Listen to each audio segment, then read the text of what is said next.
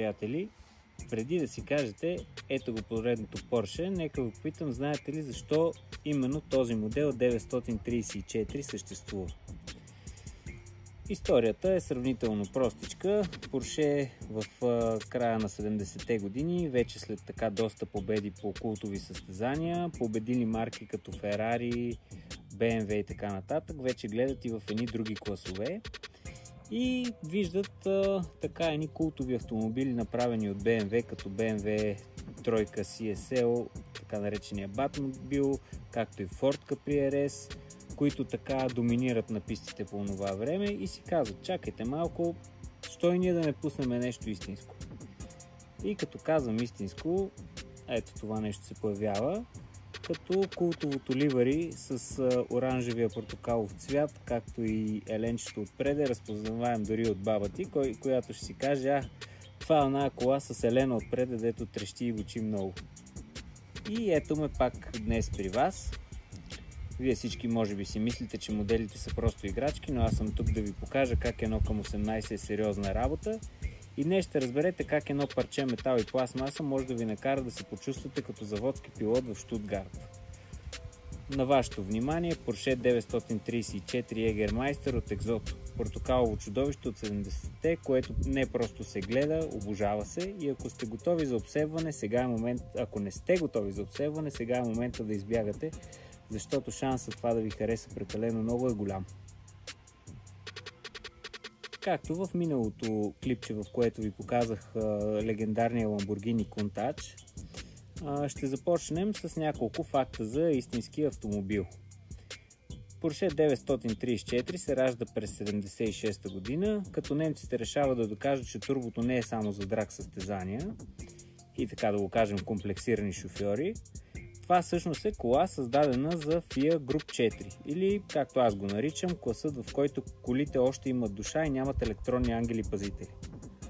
От истинския такъв автомобил са произведени само 31 броя, не защото Porsche не може да направи повече, а защото все пак легендата трябва да остане такава и автомобила да остане наистина така култов и не може да бъде раздаван на килограм. Все пак това е една кола, която показва един истински занаят, инженерен труд и не е масовка. Под капака на този легендарен автомобил, а тук двигателя, аз в миналото видео ви казах, че на Lamborghini двигателя е задно разположен, всъщност на Lamborghini двигателя е централно задно разположен, тук всъщност двигателя е истински задно разположен такъв двигател. Като тук е 3 литров боксер с въздушно охлаждане. Едно време не са имали водни охлаждания. Поршетата всъщност до към 90-те години използват въздушни охлаждания, което е доста интересно. Тук всъщност култовото е, че използва една огромна турбина и този автомобил е с 480 конски сили, достигнати при 7000 оборота в минута. Култов въртящ момент от 620 Нм, които така те удрят в гърдите много сериозно и едно нещо, което вие всички сте чували, а именно турболагът.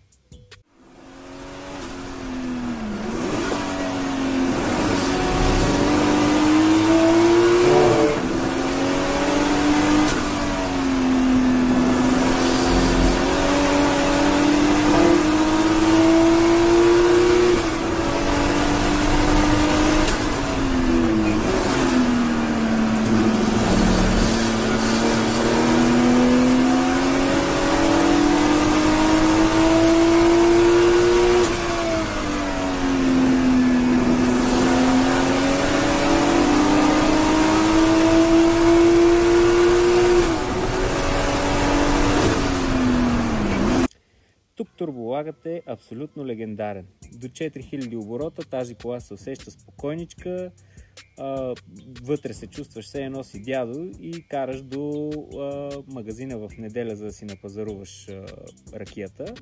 И след това бум! Шамар! който направо те изстрелва напред и с колата става неописуемо бърза. Този автомобил, предвид че е 70-тарски, няма ABS, няма стабилизация, няма никаква помощ. Само ти, педалите и волан, който постоянно те пита ти сериозно ли ще се прош да завиеш така. Jägermeister, ливарито с номер 24. Това е автомобил каран от Ернст Берг и Манфред Шурти. Не е просто рекламен автомобил, това е една такава протоколова агресия на 70-те, която само като я видиш в огледалото ти крещи, ще мина първи и ще изглеждам добре докато го правя. Porsche 934 доминира на европейските серии като DRM и става основата, върху която Porsche ще изгради цялата си състезателна философия от 935. Нали, това е така една основа, която създава моделът по-късно 935 и продължава до съвременните серии състезателни на Porsche. Тъй като знам, че обичате факти, сега ще ви дам 20 от онези, които не пише на кутията на модела, а пък и трудно се намират и с интернет. Всъщност, този автомобил е първата кола с турбо, допусната в група 4 на FIA. Тежала е 1 тон 120 кг и да, с толкова мощност, че дори законите на физиката са се почесвали по главата, защото това е прекалено ниско тегло за тая сериозна сила и отново предвид, че това нещо се случва през 1976 година. За да бъде укротена тази сериозна сила, се е наложило инженерите от Porsche да измислят една сериозна спирачна сила, като за да постигнат това нещо, се е наложило използването на спирачките не от кое да е друго Porsche, ами именно от Porsche 917. Porsche 917, в друго видео ще разгледаме този легендарен автомобил. Много може да се разказва за него и всъщност интересното е, че това е от класа прототипи на Porsche. Тук са взети спирачките и окачването и са вложени в този страхотен автомобил. Карана от много легенди, като и отбори като Крема Рейсинг, Гео Рейсинг Тим. Въвежда концепцията улична кола готова за писта, нещо, което сега в днешно време абсолютно всички хора копират, всички производители на автомобили копират. Колекторите са били толкова горещи на този автомобил, че механиците се е наложило да измислят специален термоспрей, който се е ползвал само единствено за този автомобил. Както преди малко ви споменах, 934 е бащата на 935, колата, която абсолютно изяде група 5. Този автомобил е имал и един епичен момент на Нюрбургринг, където кара 3 обиколки без турбо. Представете си турбото, като изгасне в този автомобил и той губи основна част от своя чар, но въпреки това успява да финишира.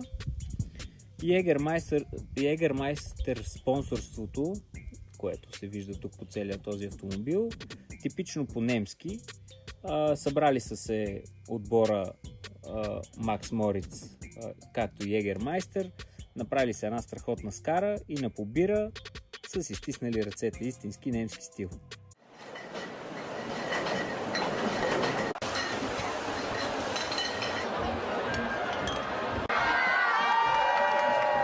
934 още се състезава в класически серии с оригинални шасита, което е много интересно. Това се нарича инженерна устойчивост, тъй като вече доста години е по пистите.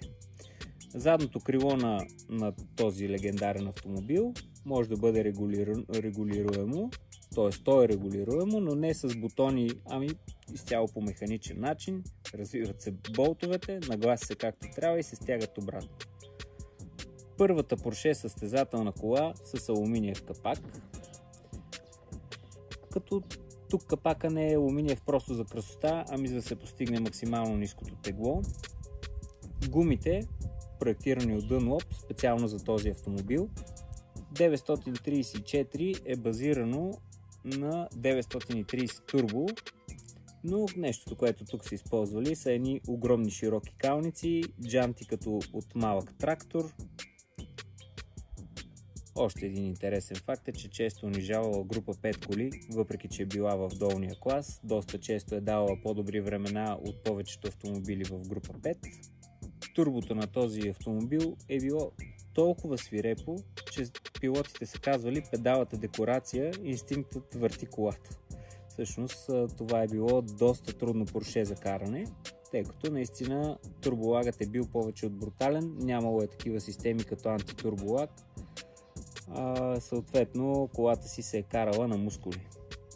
Това е също така първото Porsche с регулиране на спирачния баланс между осите, като това всъщност регулира спирачките отпред и отзад в реално време. Сега го имат почти всички автомобили, че даже и не само състезателните, но това също е първото Porsche, което има тази система.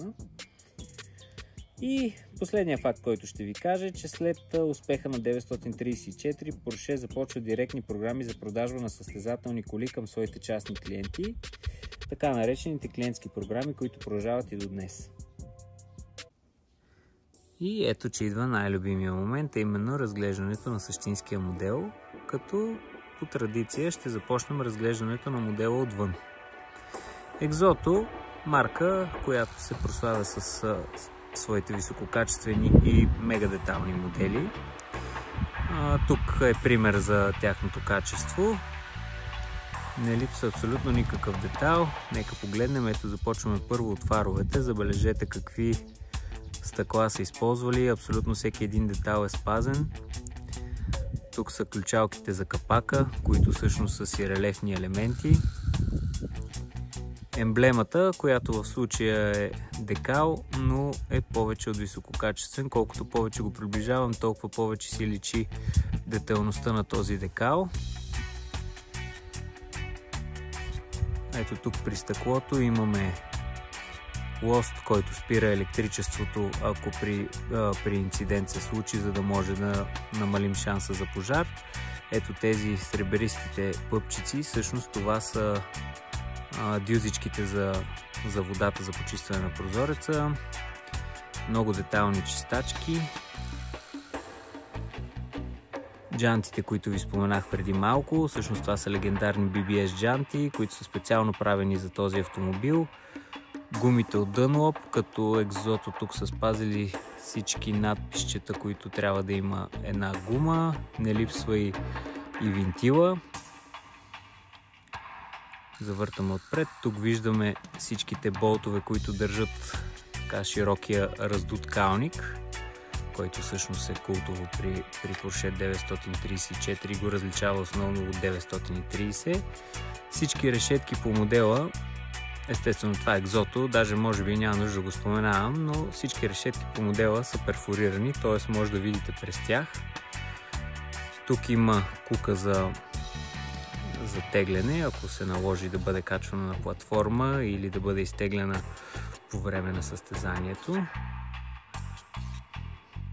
Естествено, навсякъде еленчето с кръста, все пак това е Jägermeister автомобил. Всички декали са повече от висококачествени. Имайте предвид, че това е модел може би на повече от 12-15 години. Въпреки това всичките декалчета са в безупречно състояние. Дори ето тук има малко Jägermeisterче на вратата. Странични огледала, които естествено имат елемент, който имитира огледало. Дръжките на модела са релефни, вижда се бутона за отваряне. Всички спонсори, които са били на този истински състезателен автомобил. Култовата задна раздувка.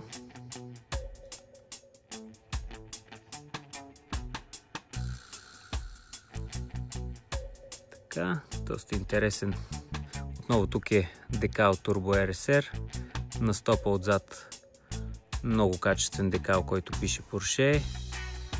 Стоповете перфектно изпълнение с мигачи, светлина за задно движение.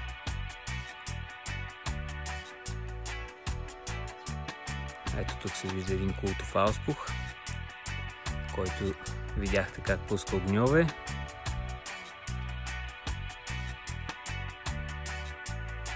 И естествено оранжевия цвят, който е повече от перфектно изпълнение.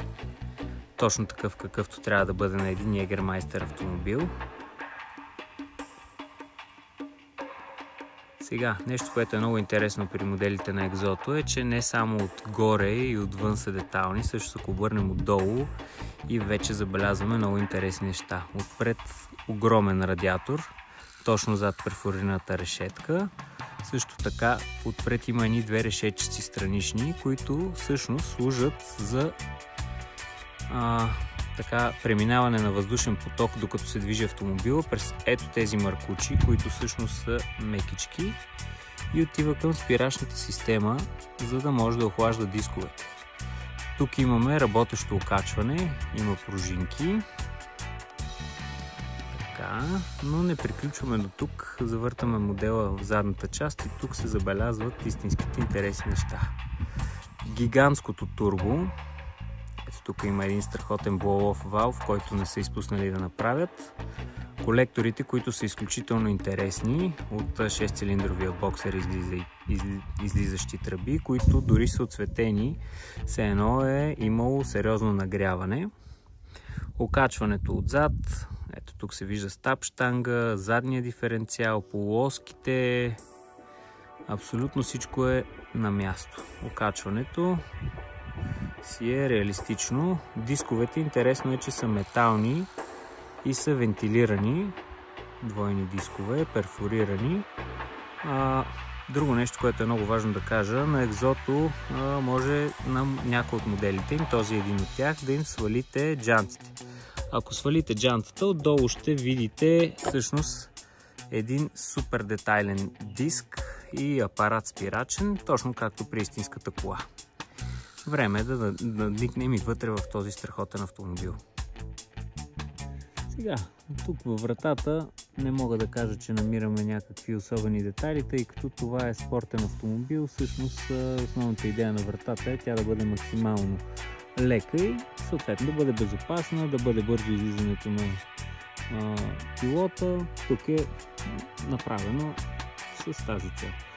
Интересното какво е? Седалката наподобява текстурата и точно на велурена седалка или някаква алкантара. Волана естествено супер детайлен. За съжаление интериора е черен. Съответно малко трудно се виждат всичките детайли, а те са наистина много. Ето тук вътре се вижда бутона за аварийните. Всичките уреди измервателни са с много точни декали по тях. Отдолу се наблюдават педалите, които са оцветени в сребрист цвят.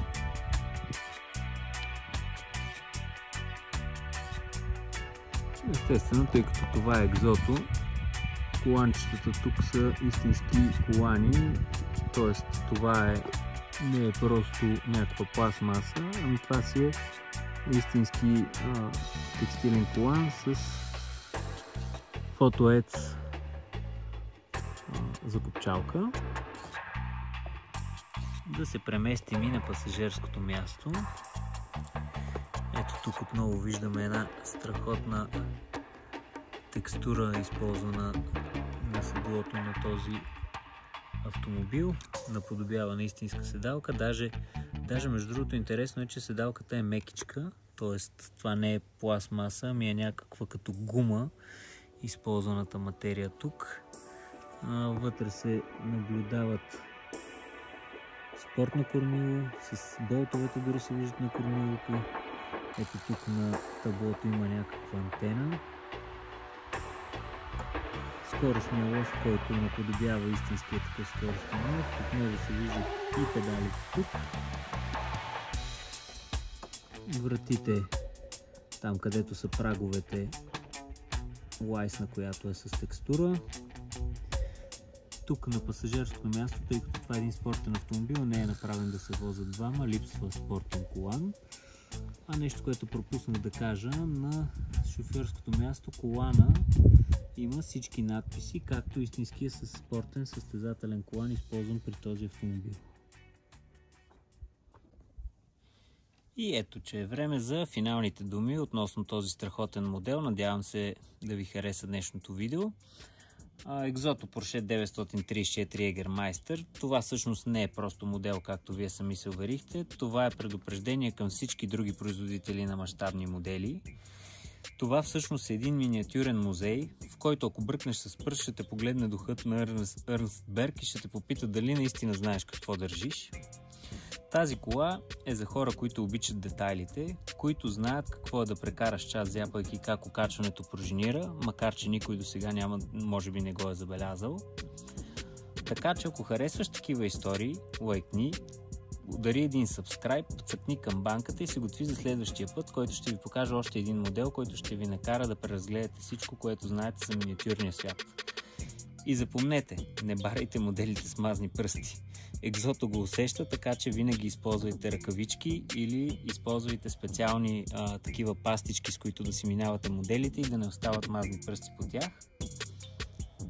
Чао и до нови срещи!